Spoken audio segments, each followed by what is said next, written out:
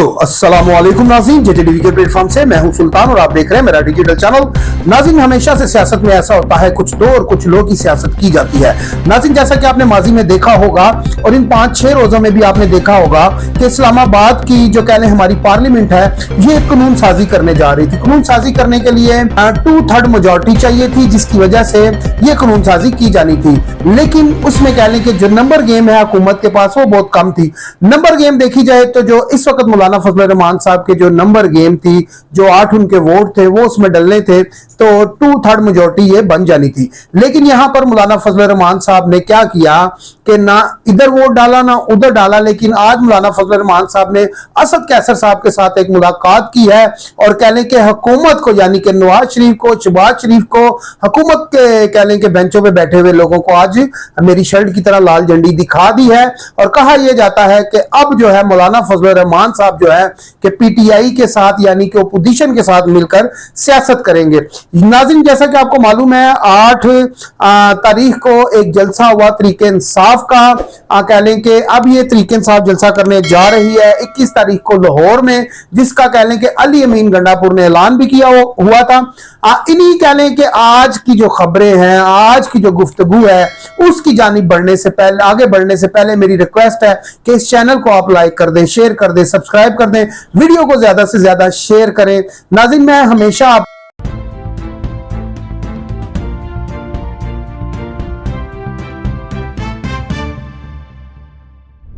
आपको यह कहता हूं कि खबरों पे नजर रखें, बाखबर रहें, ताकि आपको अपने मुल्क की जो कंडीशन है वो पता होनी चाहिए कि जो इस वक्त हमारी मुल्क की सूरत हाल है वो किस सिमत पे जा रही है। आखिर हमारे मुल्क के लिए कौन बेहतर है, कौन गलत है, कौन सही है। जब तक आप खबरों पे नजर नहीं रखते, जब तक आप मौलाना फजल रहमान साहब की बात नहीं सुनते, जब तक आप बिलावल साहब का बयान नहीं सुनते, जब तक आप नवाज शरीफ, शहबाज शरीफ का बयान नहीं सुनते, जब तक आप पीटीआई का बयान नहीं सुनते, तो आप फैसला नहीं कर सकते कि आया आपके मुल्क में क्या होने जा रहा है और क्या हो रहा है। उसकी वजह यह है कि ये सारी कमजोरी आप लोगों की अपनी है। उसकी वजह यह है हम लोग एक ही बात करते हैं, सानू की लेना देना सियासत नाल। उसकी वजह यह है हमें लेना देना है जनाब सियासत से। उसकी वजह यह है कि ये वो लोग हैं जो अवानों में बैठे हुए हैं। ये जब आप वोट डालते हैं ना, ये आपकी वोटों से अवानों में जाकर बैठ जाते हैं। आज कुछ लोग ये कहते हैं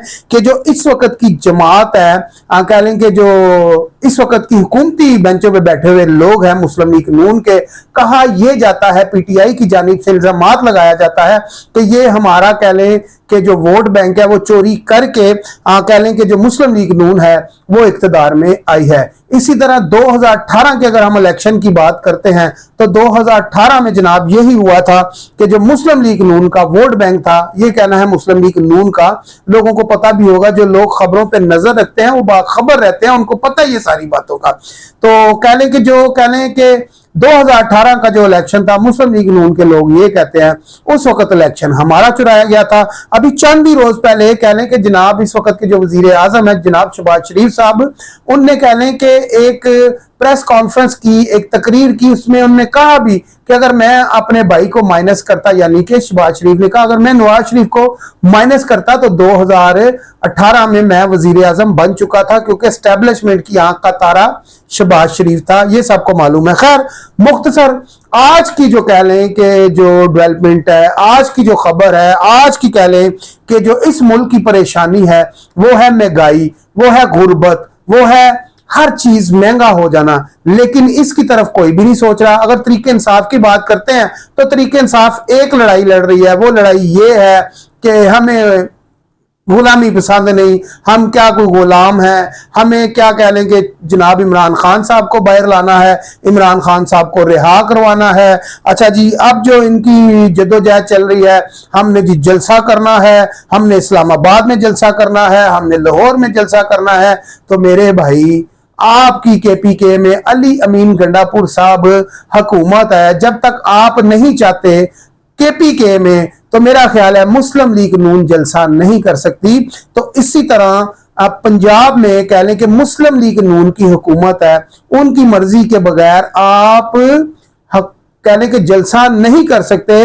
आज कह लें कि जो लाहौर पंजाब में एक पिटीशन भी दायर कर दी गई है कि इनको जलसा नहीं करने देना। किसको जलसा नहीं करने देना? पीटीआई को। एक शहरी का ये कहना है जी 8 तारीख को जो जलसा था 8 सितंबर का, उसमें कह लें कि मुल्क के खिलाफ बातें की गई, मुल्क रियासत के खिलाफ बातें की गई, तो इन्हीं चीजों को मद्देनजर रखते हुए हम इनको जलसा नहीं करने देंगे। ये कहना है मुस्लिम लीग नून का।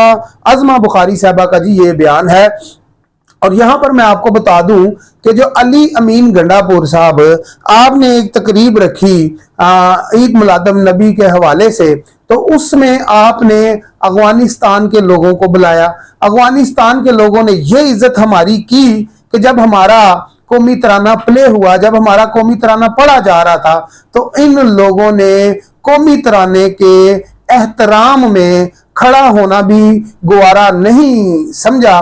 तो उन लोगों को आप अपने मुल्क में लाकर बैठाते हैं, आप अपनी महफिलों में लाकर बैठाते हैं, जो आपके मुल्क का और आपकी इज्जत नहीं करते। जिस बंदे ने इस मुल्क पाकिस्तान के तराने की, इस मुल्क पाकिस्तान के सिक्योरिटी इदारों की, इस मुल्क के फौज पाकिस्तान की, इस मुल्क की, इस पाकिस्तान की इज्जत नहीं करनी, तो मेरा ख्याल है उन लोगों को हमें अपनी महफिलों में, अपने घरों में नहीं लाना चाहिए। उसकी वजह यह है कि आप अपनी जातियात की या अपनी जातियात की कहने लड़ाई की वजह से उन लोगों को घरों में बिठाएंगे जो कल आपके लिए नासूर बन जाएंगे।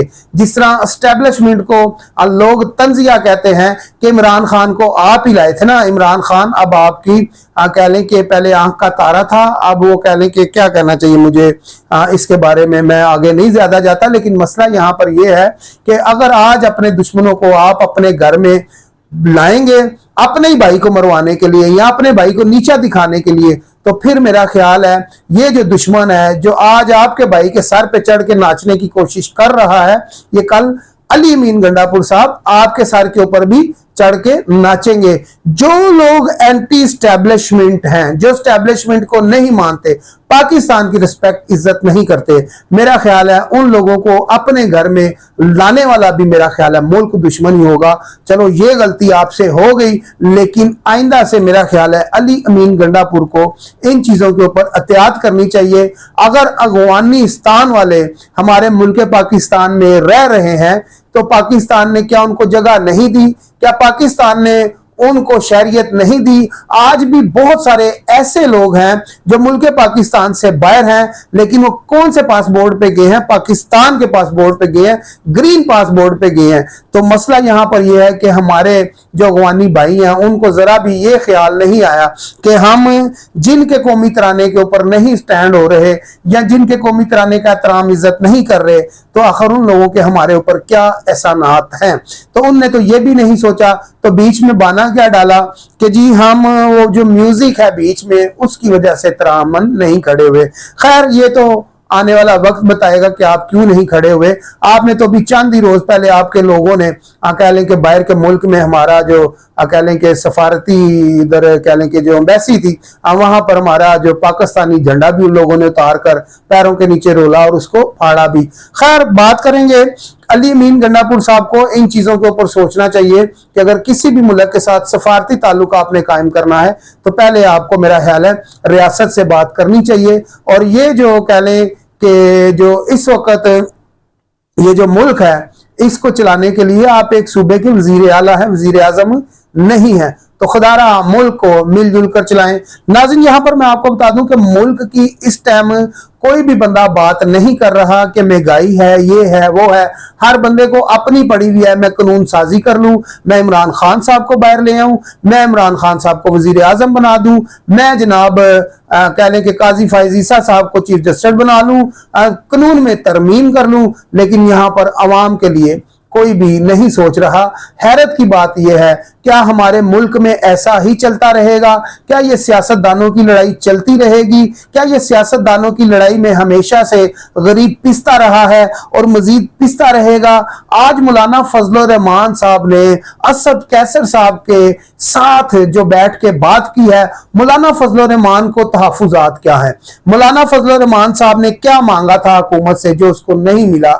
नाज़रीन यहाँ पर मैंने जैसे आपको आपको इंट्रो में आपको बताया था, कुछ दो और कुछ लोग की सियासत की जाती है मुल्क पाकिस्तान में, और सियासतदान कभी भी अपने दरवाजे बंद नहीं करते, हमेशा अपने दरवाजे खोल के रखते हैं सियासतदानों के लिए। उसकी वजह यह है कि जब आप अपोजिशन में होते हैं तो आपको हर चीज गलत नजर आती है, जब आप हुकूमत में होते हैं तो आप कहते हैं सब अच्छा हो रहा है। उसकी वजह यह है कि जब आप हुकूमत में होते हैं तो कानून साजी, चीजों की कीमतों की तयन आपने करना होता है जो हुकूमतों में होते हैं, जिस तरह इस टाइम जनाब शहबाज शरीफ साहब है और उनकी पूरी कैबिनेट है। नाज़रीन, यहाँ पर मैं आपको बता दूं कि इस टाइम शहबाज शरीफ साहब का हम भी सुन सुन के थक चुके हैं, मैंने रियासत बचाई है, सियासत नहीं बचाई। तो भाईजान आप सियासत बचा लेते, रियासत ना बचाते। मसला यहाँ पर यह है, पहले कौन सी रियासत बची हुई है? ना मुल्क पाकिस्तान में काम है, ना कारोबार है, ना बिजनेस है। इंटरनेशनल जो कंपनियां हैं मुल्क पाकिस्तान को छोड़कर जा रही हैं और जा चुकी भी हैं, और यहां पर देखा जाए तो ना बिजनेस है ना कारोबार है। और रोजगार की अगर बात करते हैं तो लोग दिन ब दिन बेरोजगार होते जा रहे हैं, बेरोजगारी बढ़ती जा रही है, गुर्बत बढ़ती जा रही है। इन चीजों के ऊपर आप कोई भी काम नहीं कर रहे। मरियम नवाज साहबा वजीर आला पंजाब, उनने कहा जी कि मैं 2 महीने के लिए 45 अरब रुपए का रिलीफ बिलों में दे रही हूँ। फी यूनिट 14 रुपए की कमी होगी, जो 200 से ऊपर यूनिट है और कह लें जो 500 के अंदर यूनिट है उनको ये रिलीफ मिलेगा। इसमें जी कह लें कि इस्लामाबाद यानी कि इस्लामाबाद वाले भी इसमें कह लें कि उनको भी सहूलत मिलेगी। 1 महीने के लिए इस्लामाबाद वालों को सहूलत मिली और साथ ही उन्होंने कहा जी हम इस्लामाबाद वालों को सहूलत नहीं दे रहे, ये पंजाब वालों के लिए। तो मुझे बताएं, इस्लामाबाद अलग से सूबा है? इस्लामाबाद केपीके में आता है, या इस्लामाबाद पंजाब में नहीं आता, या इस्लामाबाद सिंध में आता है, या इस्लामाबाद जो है बलूचिस्तान में आता है? मुझे बताएं फिर इस्लामाबाद किस में आता है? अगर इस्लामाबाद पंजाब में नहीं आता तो फिर इस्लामाबाद का अलग से सूबा बना ले। वफाक है ना, वफाक को फिर किधर लेके जाना है आपने? आखिर उसको कहीं तो डालना पड़ेगा ना, या पंजाब में डालना पड़ेगा, केपीके में डालना पड़ेगा, या सिंध में डाल दें, बलूचिस्तान में डाल दें। तो मेरे भाई ये पंजाब में था, इसको पंजाब में ही रहने दें। खुदारा कुछ होश के नाखून लें। और जो आपने इस्लामाबाद वालों को 14 रुपए का रिलीफ दिया था, 1 महीने दिया है, और साथ ही आपने नीचे से सीढ़ी खींच लिया है। अगर कोई बंदा काम करने आता है मुल्क के लिए तो उसकी सीढ़ी खींच ली जाती है। अब मरियम नवाज साहबा के काफी सारे ऐसे काम हैं जो नजर आते हैं, अपना घर अपनी छत, उसका भी मुझे एक बड़ा अजीब सा सिलसिला लगा कि जिन लोगों के पास 5 मरले या 10 मरले का प्लाट है उनको 15 लाख रुपए का कर्ज दिया जाएगा बगैर सूद। अब मसला यह है कि जिसके पास प्लाट भी नहीं है, जिसके पास जमीन भी नहीं है, उसके लिए आपने क्या करना है? ठीक है, उनको फ्लैट बना के देंगे, वो लोग फ्लैटों में रहेंगे। कब बनेंगे फ्लैट? अब वक्त था काम करने का, तो फ्लैट कब बनेंगे? फ्लैटों का मंसूबा कब आएगा? अजीबो गरीब खिचड़ी बनाई हुई है मुल्क पाकिस्तान में। हाँ जी, सियासतदान अपनी लड़ाई से बाहर आ ही नहीं रहा। अपनी लड़ाई से जब सियासतदान बाहर आएगा तब भी मुल्क में कोई बेहतरी होगी। मुल्क की बेहतरी के लिए खुदारा अपनी लड़ाई को खत्म करें, लड़ाइयों से बाहर आए और खुदारा इस मुल्क के लिए बेहतर करें। अब जो आंख का तारा बने हुए हैं मौलाना फजल रहमान साहब, कहने की अपोजिशन के भी, हुकूमती बेंच के भी, कहा यह जाता था कि जो नवाज शरीफ और मौलाना फजल रहमान है ये एक सिक्के के 2 रुख हैं। लेकिन अब जो है कि ये जो सिक्के के 2 रुख थे, ये अब मुझे लगता है कि रुख चेंज हो चुके हैं। मौलाना फजल रहमान साहब ने लाल झंडी दिखा दी है मुस्लिम लीग नून को। उनने कहा है जी कि हम कानून साजी खुद करेंगे और खुद अपना जो है कि कानून अपना पेश करेंगे कि आपने कानून साजी कैसे करनी है, और आया कानून में इस क्या तरमीम होनी चाहिए और क्या सिलसिला होना चाहिए। ये अब बिलावल भुट्टो साहब लगता ये है कि मौलाना फजल रहमान साहब के साथ और अपोजिशन के साथ यानी कि पीटीआई के साथ मिलकर नई कानून साजी लाएंगे। फिर देखना यह है कि इनका बिल पास होता है या नहीं होता। तो खुदारा इस मुल्क के लिए बेहतर करें, इस मुल्क के लिए बेहतर चलें, तो इस मुल्क को सही डगर सही सिमत पर लेकर चलें ताकि गुर्बत भी कम हो और इस मुल्क में बिजनेस भी हो, ताकि लोग आपको बजाय बद्दुआओं के दुआएं दें। इसी के साथ अपने भाई सुल्तान को इजाजत दीजिए, मिलते हैं अगली वीडियो में। अल्लाह हाफिज।